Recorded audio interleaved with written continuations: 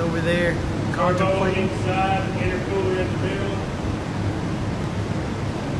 Man, why you recording me? Yeah, because I said we're brainstorming. We're gonna twin turbo LT swap this shit. Is that what we're doing? That's what we're doing.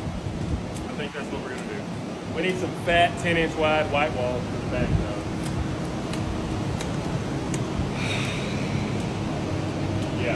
Yeah. The measurements all work out. What it works out? All the measurements work out. So we're putting an S10 frame on this? Yes.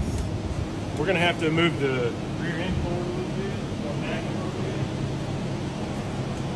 So if anybody wants a chassis for a 210 with a 355 Oldsmobile Pontiac, Yeah.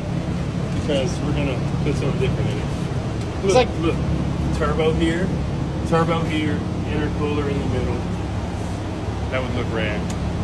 Sounds good to me. Exhaust coming out the fenders. Vroom vroom.